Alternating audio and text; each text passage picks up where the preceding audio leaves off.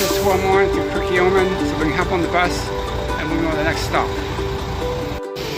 Alright, we stopped for lunch at the Little Brown Barrel.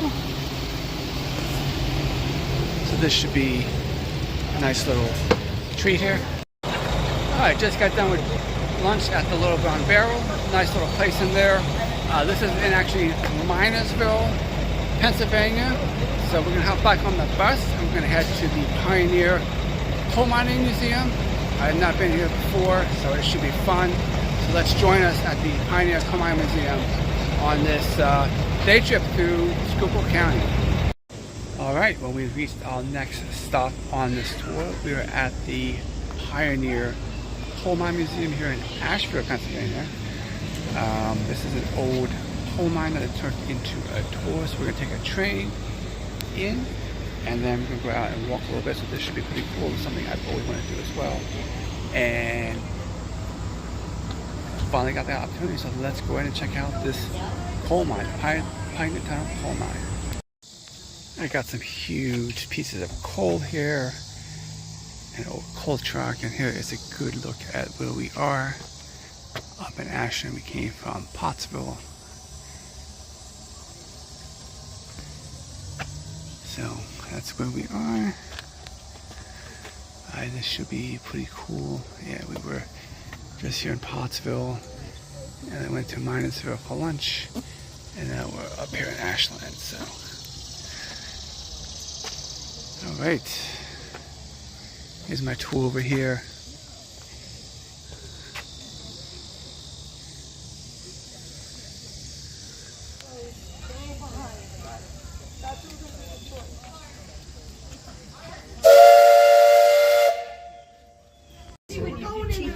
Alright, we're going into the tunnel, coal mine tunnel here.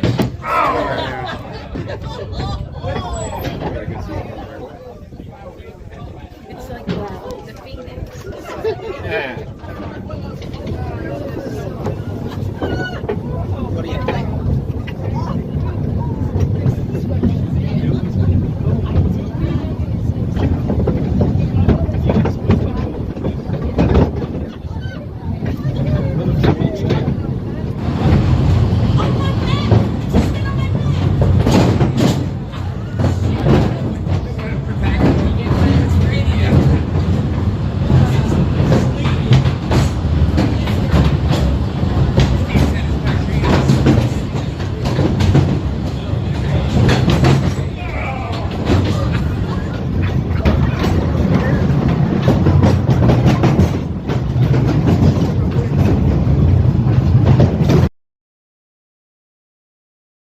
Coal and Iron Company, and operated on this level of the mine from 1911 to 1931. At that time, folks, they did employ 35 men, 10 mules, and just a handful of young fellas. With this limited bit of manpower, they were expected to get at least 400 ton of coal out of here each and every day they worked. Due in part to the extensive rock tunnel we run in and out of here on. Now that rock tunnel runs north to south. It's about 1,800 feet long from our doors to where we park the cars here and we can let everybody off. Runs north to south, one main reason. All the veins of anthracite coal, as you can see, we're standing in the gangway now, run east and west. Actually, these veins of coal in this set of dips run about 40 miles east and west from us, from where we're standing here.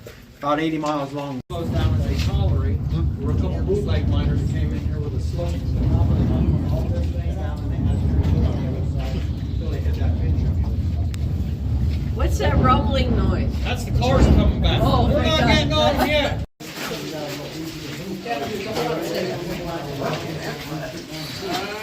I'm breathing clear.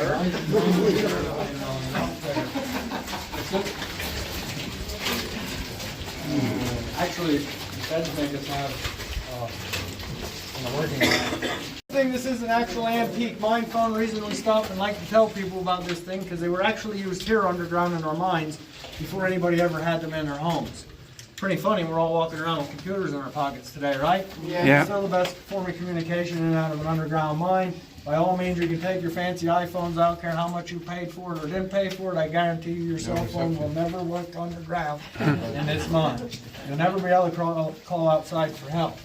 Now to introduce you to a pal of ours here at the tunnel. His name's Wilbur. He's our resident rat.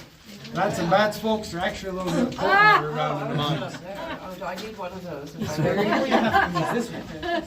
Rats and bats are pretty important underground in the mine. They're going to tell you a whole heck of a lot of what's going on around you, and a heck of a lot faster than even any fancy computerized devices or scientific devices they have developed today. Like seismographs and stuff, they have nothing on these ugly creatures.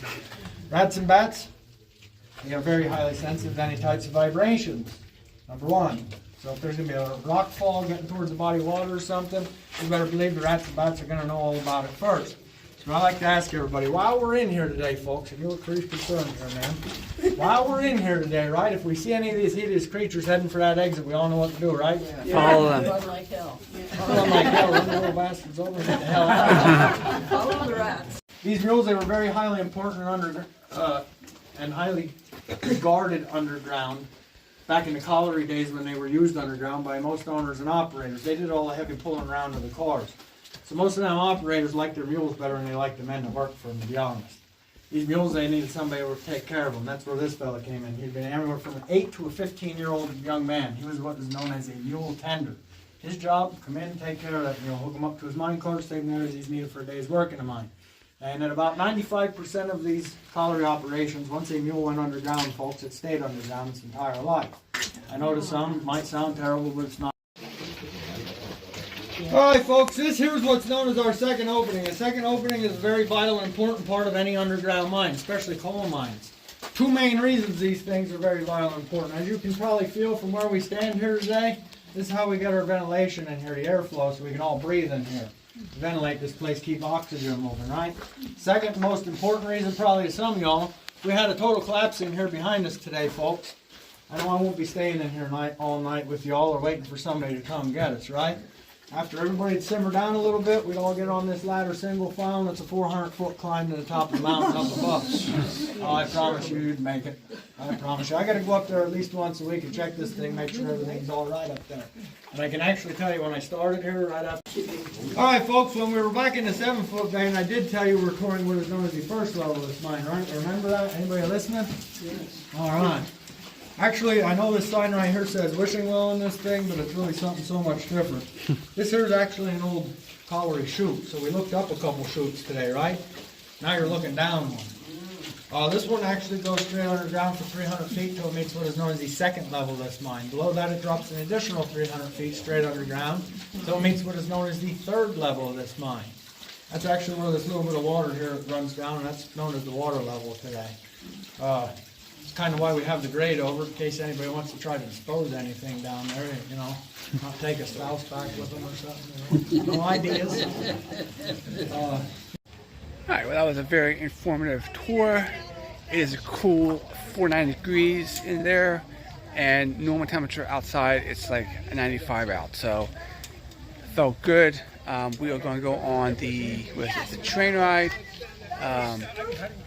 next in a few minutes, so we'll take you on that. But very, very cool, a very, very cool tour of the Pioneer Coal Mine. So you learn a lot about a lot about coal mining. So that's where we just came, Pioneer Tunnel. That takes you in the mine.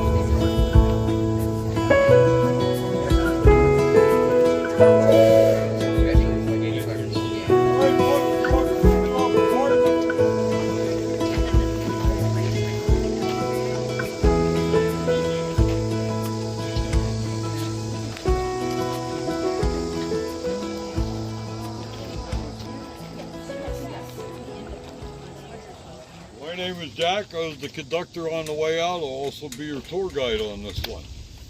The man operating the engine, of course the engineer, his name is John, just in case if you just want to ask him any questions. Alright, we'll look around a little bit what we see here. We'll start with that big mountain over there all the way to the right. That is called the Broad Mountain. The reason it's called the Broad Mountain, if you go up one side, cross the top, and down the other, you'll have been 2 miles. So that's why they call it the Broad Mountain. Also, Interstate 80 runs on top of, 81 runs on the top of the Broad Mountain. And also it's a part of the Appalachian Trail that runs from Maine to Georgia. Now, that red brick building you see down there, that's the old Ashland Hospital. It's currently closed for like 15, 16 years. It's been sold quite a few times. And right at the end of the sale, it seems like a week to the end of the sale, something goes sour and it never gets sold. So it still is vacant. There is an EMS unit in Ashland that could transport anybody to the hospital that's 15 minutes away. All right, that's just a little bit about the surroundings. Now we're going to focus our attention on this down here. What this is a replica of a bootleg coal mine operation. Now, back in the 30s, early 30s, things were going fine. The mines were running, the breakers were running. They were producing coal. The coal would come out. It got pulled up the hill. There was a breaker here. It'd be lowered into the